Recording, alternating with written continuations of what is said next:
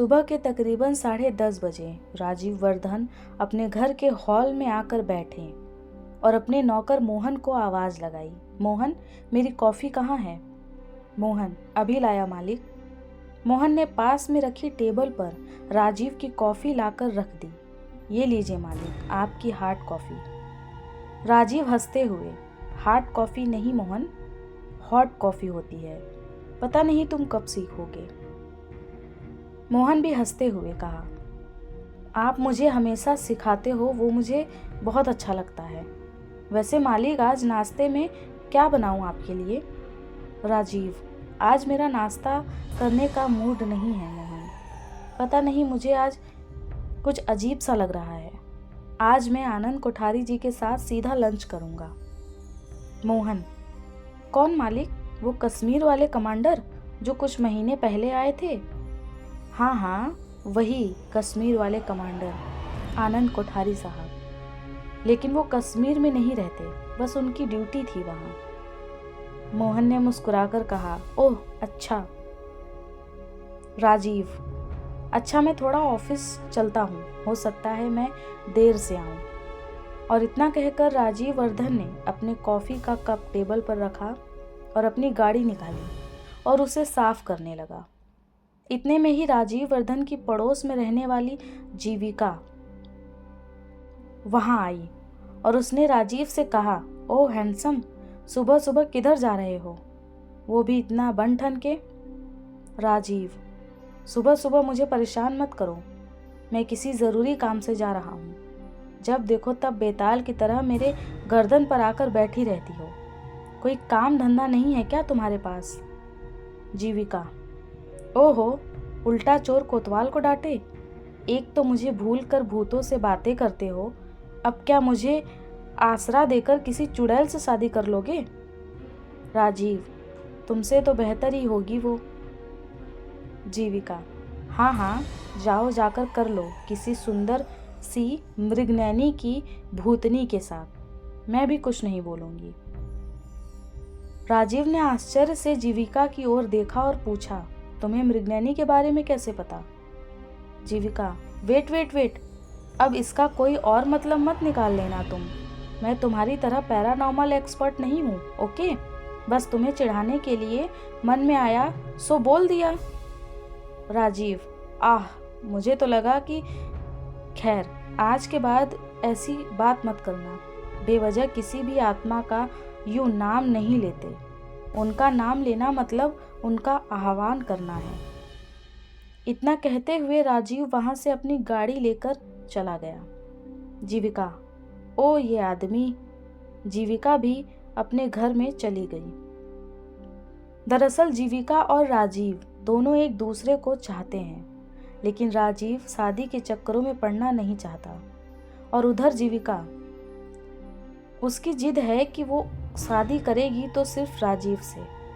इसलिए ही जीविका हर रोज राजीव को ऑफिस जाते हुए रोकती है और हर रोज वो नए नए तरीके अपनाती है राजीव को शादी के लिए मनाने के लिए।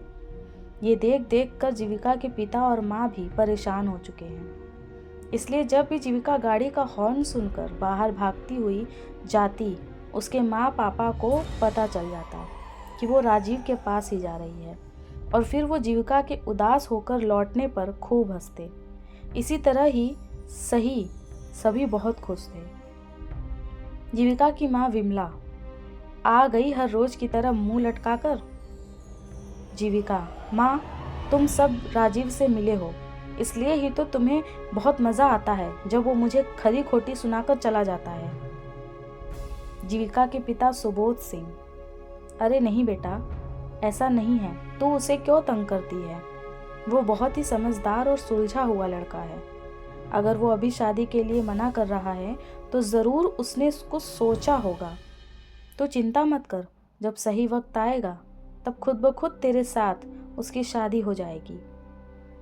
राजीव ठीक 11:30 बजे अपने ऑफिस पहुंच गया। Good morning Rajiv. चैम्बर के दरवाजे के पास ही बैठी वीना ने राजीव से कहा। राजीव, ओह, आज तो चमत्कार हो गया, तुम मुझसे पहले ही ऑफिस पहुंच गई।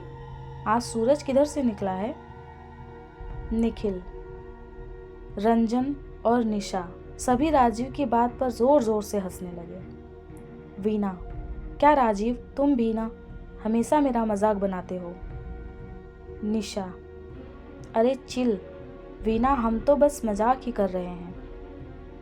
निखिल, वीना, निशा और रंजन ये चारों राजीव के ही साथ पैरानॉर्मल एक्टिविटी पर रिसर्च करते हैं।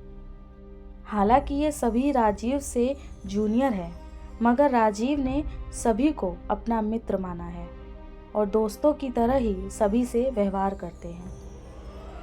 सभी बात कर ही रहे थे कि निशा टेबल पर बैठी पुराने न्यूज़पेपर से पुरानी हॉरर खबरें और उसकी जगहों की नॉलेज निकाल रही थी। तभी उसे एक न्यूज़पेपर पर एक न्यूज़ ने बहुत ही चौंका दिया और उसने पेपर के फ्रंट पेज पर लिखी हेडिंग पढ़ी, गौरव तिवारी की रहस्यमयी तरीके से हुई मौत। निखिल, हाँ मैंने इसके बारे में कहीं पढ़ा था। निशा, तो क्या तुम इनके बारे में पूरी तरह से जानते हो? निखिल, पूरी तरह से तो नहीं, बस थोड़ा ही पढ़ा था। राजीव वर्धन, गौरव तिवारी एक पैरानॉर्मल एक्सपर्ट रह चुके हैं। गौरव तिवारी एक असाधारण अन्वेषण, यूएफओ क्षेत्र अन्वेषण और भारत में पैरानैक्सल प्रतिनिधि थे, जो MTV, girls night out with Ranvijay Singh, hostel weekends with Sunny Leone, Aaj Tak, live India, news 24, Star TV, Zee TV जैसे टेलीविज़न शो में दिखाई दिए। फियर फाइल्स, डर की सच्ची तस्वीरें, सीफीसी, हॉन्टेड ऑस्ट्रेलिया और सोनी टीवी की भूत आया। तिवारी पैरानॉर्मल रेडियो शो के अतिथि और इंडियन पैरानॉर्मल सोसाइटी के सीईओ और संस्थापक भी थे। सच, झूठ, अंधविश्वास या विश्वास से परे एक रोमांच से भरे विषय पर न केवल उन्होंने प्रकाश डाला, बल्कि वैज्ञानिक आधार पर भी उनकी पुष्टि की। भूत प्रेतों की अपनी दुनिया है, उनसे जुड़ी हमारी अलग मान्यता है। उन सब से जुड़े हमारे कई सवाल भी होते हैं। कई बार, जैसे मरने के बाद क्या होता है? क्या आत्माओं से बात की जा सकती है? आत्माएं क्या हैं? कैसे बोलती हैं? और भी बहुत कुछ। ऐसी कई बातों के जवाब गौरव तिवारी ने लोगों के सामने रखे हैं। गौरव तिवारी की मौत को रहस्य समझा गया, लेकिन बाद में उनके द्वारा फांसी लगाए जाने की खबर भी सोशल मीडिया का हिस्सा बनी। उनके द्वारा अपनी पत्नी को कही गई यह बात अब भी सुर्खियां बटोर रही थी कि कोई नकारात्मक शक्ति उन्हें खींच रही थी। ये खबर तो अब बहुत पुरानी हो चुकी, कुछ नई खबर हो तो सुनाओ। ऑफिस के गेट पर खड़े राजीव के दोस्त, इंडियन आर्मी कमांडर आनंद कोठारी ने कहा। राजीव, ओह आनंद, आओ आओ, तुम्हारा ही इंतज़ार था, मुझे बड़ी देर कर दी। आनंद ने राजीव को गले लगाया और सोफे पर बैठ गया और बोला, क्या करूं यार, तुम तो जानते ही हो कि मुझे फुर्सत कहाँ रहती है। कभी इस हेडक्वार्टर तो कभी उस हेडक्वार्टर, बस थकता ही रहता हूँ। खैर मेरी छोड़, तू बता कैसी चल रही है रिसर्च। राजीव ने ठंडी सांस ली और कहा, बस यार एक नई जगह की खोज में हूँ। आनंद, तभी निखिल आनंद साहब के लिए कॉफ़ी ले आया और टेबल पर रख दी। आनंद ने कॉफ़ी उठाई और चुस्कियाँ लेते हुए कहा, और बता जीविका कैसी है? राजीव, मेरा खून पीती है। और दोनों हंसने लगे। हाय राजीव। जीविका ने टिफिन का डब्बा टेबल पर रखा और मुस्कुराया। राजीव, तुम यहाँ क्यों आई हो? जीविका, लो जी कर लो बात, अब मैं यहाँ नहीं आऊँगी तो कौन आएगा?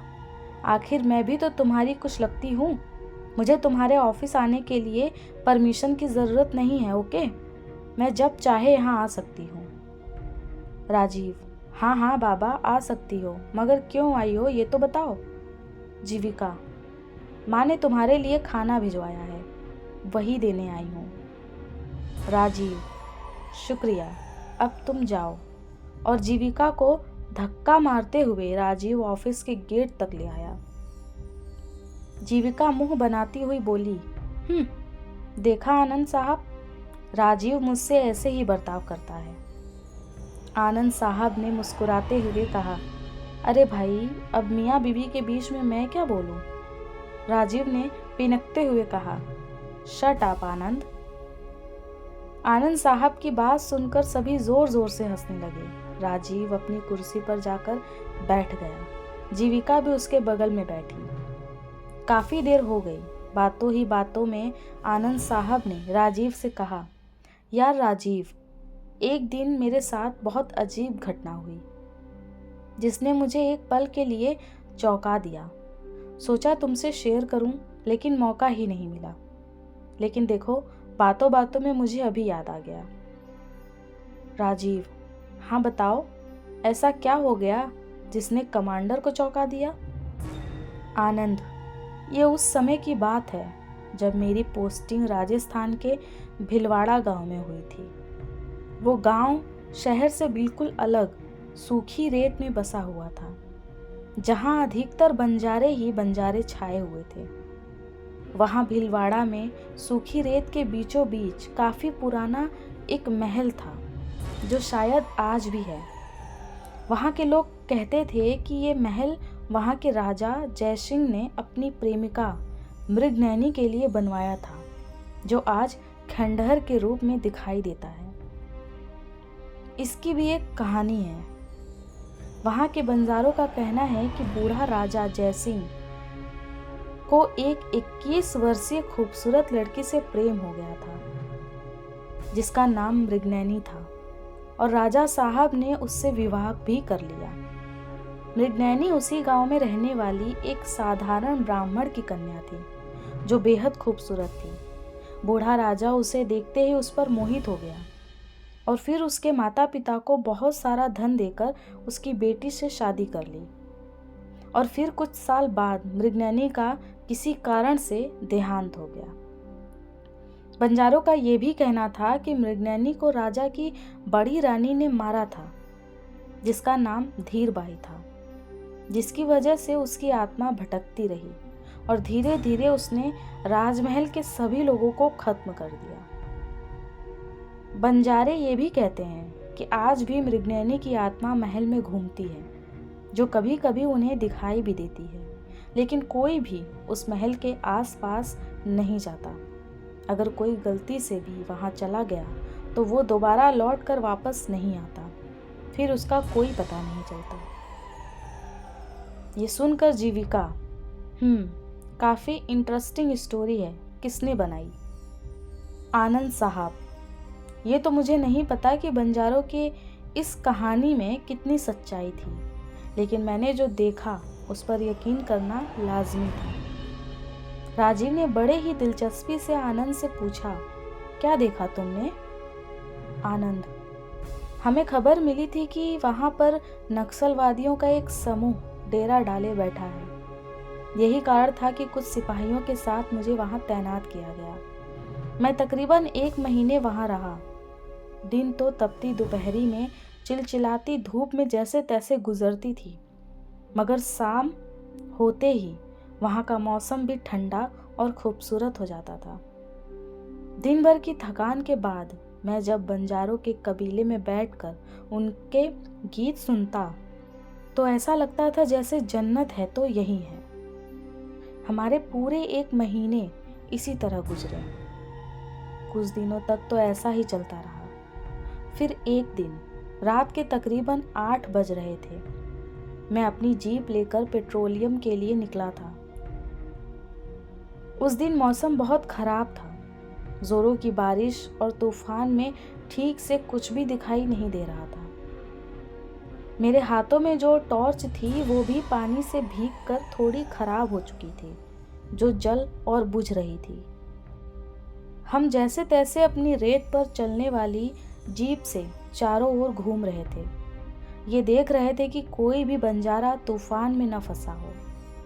तभी मेरे बटालियन का एक सिपाही मेरे पास आकर बोला, साहब आगे मत जाइए, आगे खतरा है। मैंने कहा, क्यों, क्या हो गया? उसने कहा कि साहब, आगे उस महल की ओर तूफान और बारिश की वजह से रेत धंस गई है और काफ़ी दूर तलक धंसी हुई है। ऐसा लग रहा है कि पूरा महल ही रात भर में रेत में समा जाएगा। मैंने कहा, कोई परेशानी की बात तो नहीं? उसने कहा, परेशानी की बात तो है, मगर। मैंने कहा कि मगर क्या, जल्दी बताओ।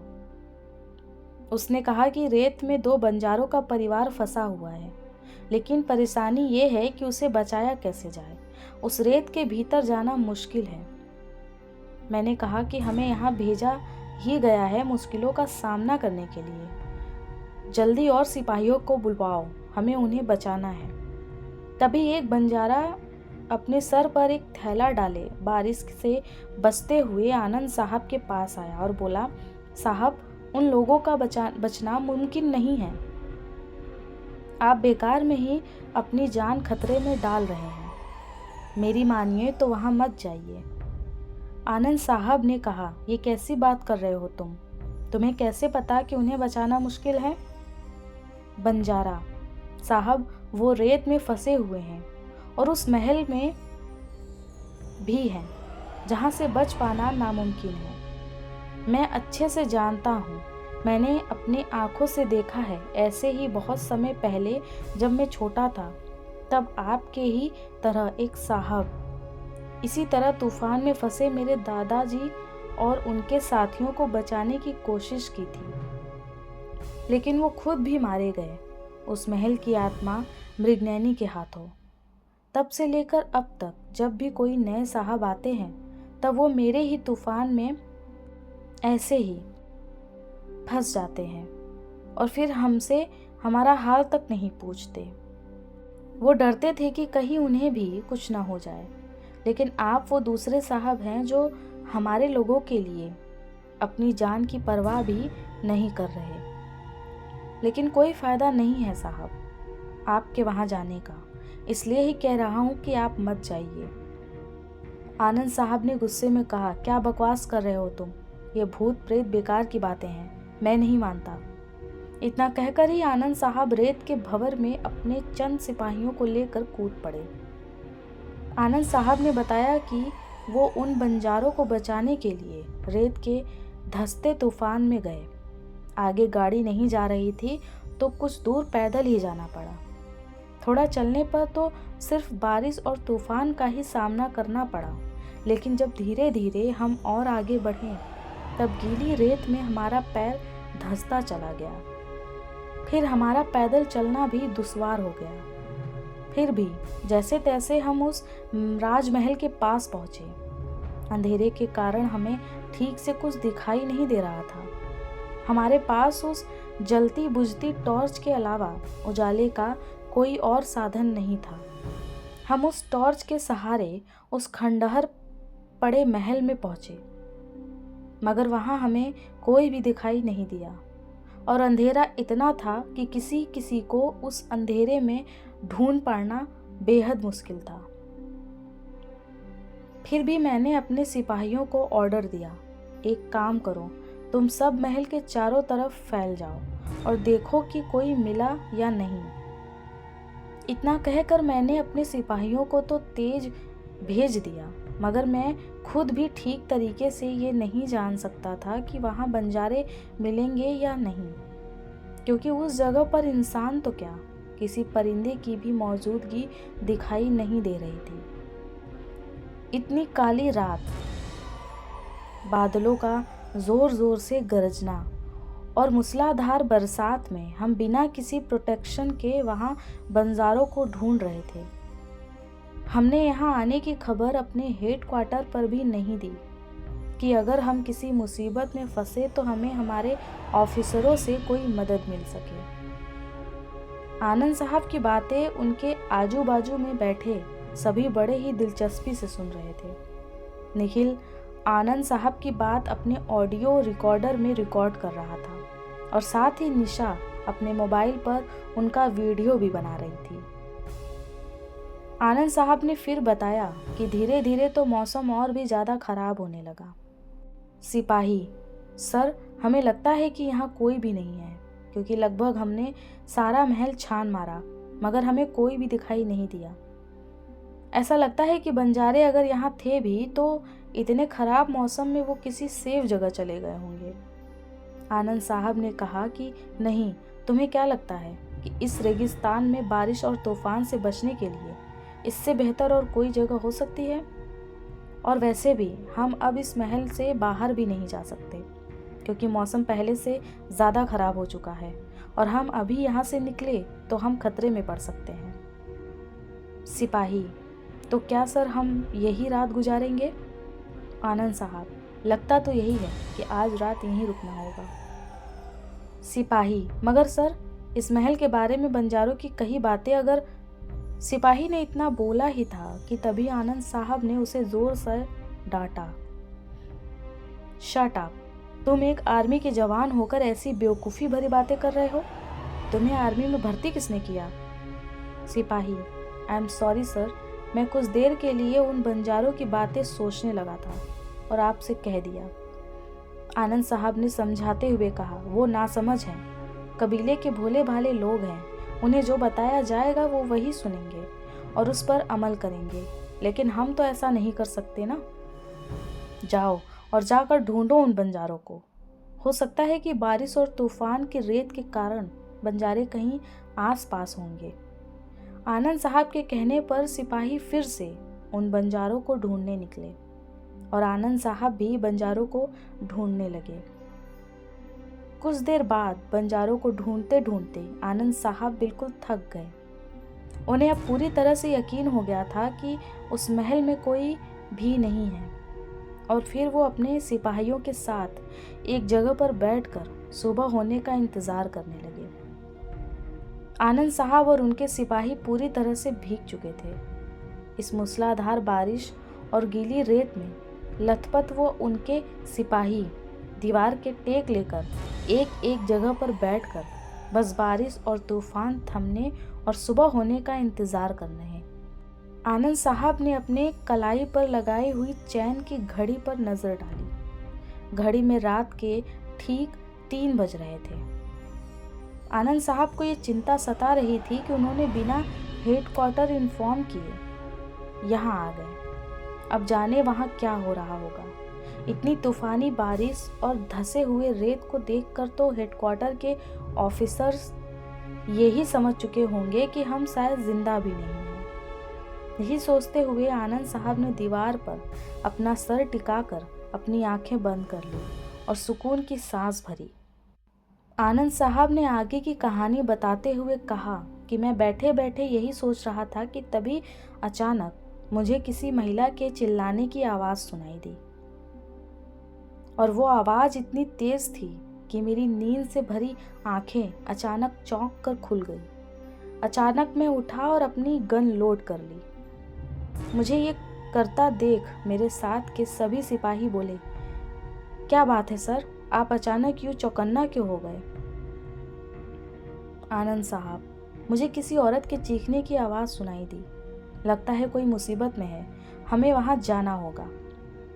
सिपाही, मगर सर हमने तो ऐसी कोई आवाज़ नहीं सुनी। आनंद साहब, नहीं, मुझे तो बहुत ही तेज़ उसकी आवाज़ आई। क्या तुम लोगों को उस महिला की आवाज़ सुनाई नहीं दी? सिपाही, नहीं सर, हम भी यहाँ आपके पास बैठे हैं, हमें तो कोई आवाज़ नहीं आई। आनंद साहब इस बात से बहुत हैरान हुए, लेकिन अपने सिपाहियों की बात सुनकर उन्होंने भी एक पल के लिए इस बात को इग्नोर कर दिया और फिर से अपनी जगह पर बैठकर सो गए। और इस बार जब उन्होंने दोबारा घड़ी देखी तो घड़ी में रात के 3:30 बज रहे थे और उन्होंने मन ही मन सोचा कि आखिर ये समय कट क्यों नहीं रहा। एक बार फिर आनंद साहब को किसी औरत के चिल्लाने की आवाज़ आई और इस बार फिर आनंद साहब उठकर खड़े हो गए और उन्होंने अपने सिपाहियों से पूछा, कोई आवाज़ सुनी तुम लोगों ने? सिपाहियों का फिर से वही जवाब था, नहीं। आनंद साहब को इस बात भी बहुत हैरानी हुई कि जो आवाज़ उनके कानों को बहरा कर रही थी वो आवाज़ किसी दूसरे सिपाही को क्यों नहीं सुनाई दे रही। और आनंद साहब के मुताबिक इस बार जब वो आवाज़ उन्हें सुनाई दी तो वो अपने सिपाहियों को लेकर उस आवाज़ की ओर गए। दरअसल आनंद साहब और बाकी के सिपाही जिस जगह बैठे थे उसी के कुछ ही दूर पर बाईं ओर एक कमरा था जिसमें दूसरी जगह के मुकाबले काफ़ी ज़्यादा अंधेरा था। आनंद साहब ने अपनी टॉर्च जलाई और उस कमरे में गए। वहाँ जाकर उन्होंने देखा कि सामने एक बड़ी सी तस्वीर टंगी है जो अपनी जगह से बार बार हिल रही थी। आनंद बाबू ने एक बार ये सोचा कि शायद वो हवा की वजह से हिल रही हो, लेकिन वो तस्वीर काफ़ी अंदर और बंद कमरे में थी, जिससे उस पर हवा का वेग इतना भी नहीं पड़ सकता कि वो इतनी तेजी से हिले। आनंद साहब ने इसी शंका में बाहर की ओर झांक कर देखना चाहा कि कितनी तेज हवा बह रही है कि इतनी बड़ी और भारी तस्वीर तेजी से हिल रही है। जैसे ही आनंद साहब ने पीछे मुड़कर देखा वैसे ही वो उन्हें जोर की कुछ गिरने की आवाज आई। वो चौंके और पलटकर देखा तो वो तस्वीर जमीन पर गिरी हुई थी और पूरी तरह टूट चुकी थी। तस्वीर के गिरने की आवाज सुनकर सिपाही वहां दौड़े चले आए। आनंद साहब उस जमीन पर गिरी तस्वीर के पास गए और उसे उठाया। वो तस्वीर पूरी तरह धूल और मकड़ी के झालों से भरी हुई थी, जिसकी वजह से वो किसकी तस्वीर है ये देखना मुश्किल था। आनंद साहब ने अपने जेब में पड़े एक सफ़ेद रुमाल को निकाला और उस तस्वीर को देखने के लिए उस पर से रुमाल के सहारे धूल हटाई और धूल से भरे उस गंदे रुमाल को वहीं फेंक दिया। आनंद साहब ने जब उस तस्वीर पर अपने टॉर्च की रोशनी डाली तो वो एक पल के लिए स्तंभ रह गए, क्योंकि वो तस्वीर किसी बहुत ही खूबसूरत स्त्री की थी, जिसे शायद चित्रकार ने बड़े ही मेहनत से उसे एक पन्ने पर उतारा था। उसकी मेहनत उस तस्वीर के बनावट में साफ साफ दिखाई दे रही थी। उस स्त्री की ऐसी तस्वीर को देखकर कोई भी मंत्रमुग्ध हो जाए। आनंद साहब भी थोड़ी देर के लिए अपने होश गंवा बैठे थे। उस तस्वीर में उस स्त्री की कोमल काया आनंद साहब को कुछ पल के लिए विचलित करने लगी थी। उनकी हिरनी जैसी आंखें जैसे एक सूरज की रोशनी की तरह चमक रही थी। उसके होंठ जैसे ताज़ा गुलाब। आनंद साहब उसे एक टक निहारते ही रह गए। उन्हें मानो जैसे अब कुछ भी सुनाई या दिखाई नहीं दे रहा था सिवाय उस तस्वीर के। अचानक आनंद साहब को एक झटका सा लगा और वो झुंझलाकर उठकर खड़े हो गए। सर, आप कहाँ खो गए? आप ठीक तो हैं? आनंद साहब के सिपाही ने आनंद साहब से पूछा।